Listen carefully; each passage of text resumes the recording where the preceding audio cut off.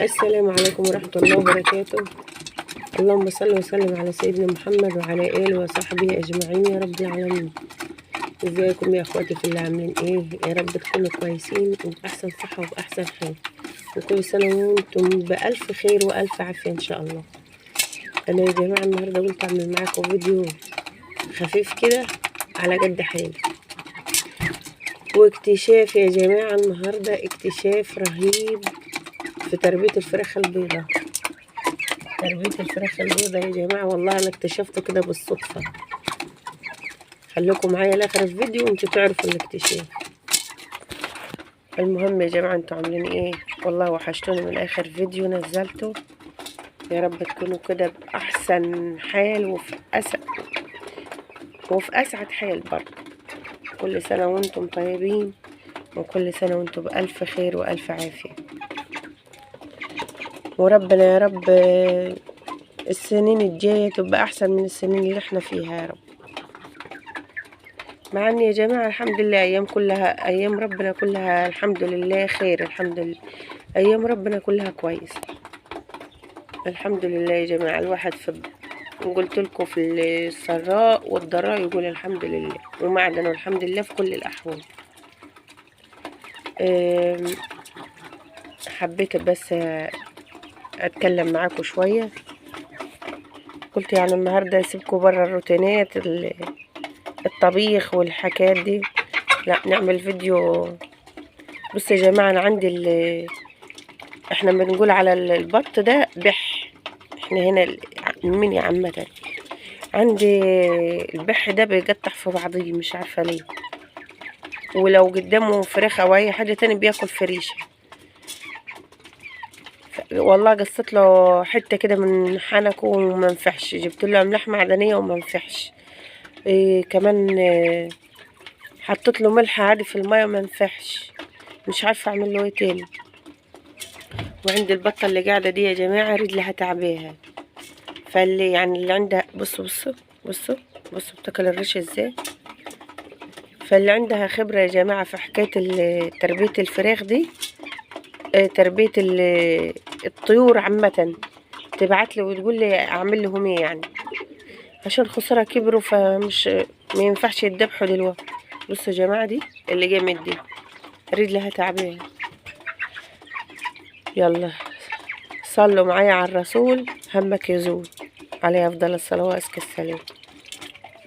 ماشي يا اخواتي في الله، اخواتي وحبايبي في الله، يعني نصيحة لله. وما تنسونيش يا جماعة بالاشتراك واللايك. الله يا رب اللي تحط لي اللايك ربنا ينورها في وشها يا رب، واللي تشترك لي في القناة ربنا يرزقها اللي هي تتمنيه واللي هو يتمنيه برضه. ماشي يا جماعة.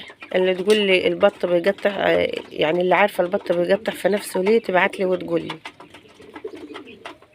نصيحة كده من اخوات لاختهم. بصوا يا جماعة الاكتشاف اللي قلت لكم عليه، والله انا مش خبرة يعني ولا حاجة في تربية الفراخ البيضاء. الاكتشاف ده يا جماعة مية المخلل او مية السلطة. هتقولوا يا شيخ والله العظيم زي ما بسألكم كده، وهم صغيرين يا جماعة كانوا بيجوا في ايام كده ما بياكلوش فيها، فقلت والله لا اجرب. في الاول صلوا معايا على الرسول همك يزول عليه الصلاة والسلام. فقلت اجرب كده احط لهم حاجة حادقة يمكن زينا نفسهم تتفتح عفوا يعني.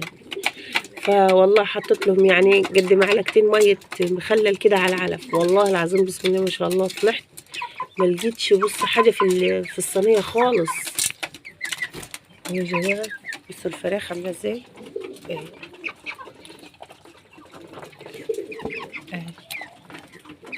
بصوا يا جماعة يعني مش على طول لا، يعني تحط يوم ويومين لا، تحط يومين ويومين لا، يعني مش على طول بيفتح نفس الفرخة والله العظيم.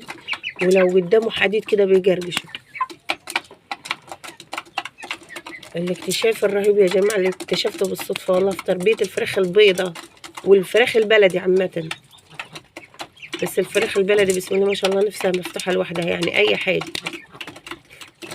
بس ده والله يا جماعة اكتشاف كده. بصوا يا جماعة الفراخ عاملة ازاي، بسم الله ما شاء الله.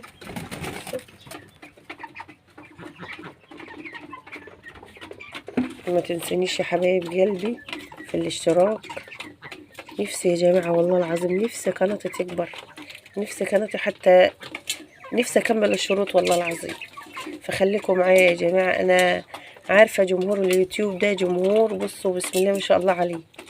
فخليكم معايا يعني، ادعموني. بصوا يا جماعة الفراخ عاملة ازاي، بسم الله ما شاء الله. بصوا انا مش عارفة امسكها، مش عارفة امسكها. فقبل ما نختم اقول لكم لو مشغولين صلوا معايا على الرسول، همكم يزول عليه الصلاة والسلام. بس يا حبايبي انا كنت كده بفطر الفراخ وقلت اعمل معاكم فيديو خفيف، والطيور يعني على قد حالنا يا جماعة. يلا السلام عليكم ورحمة الله وبركاته.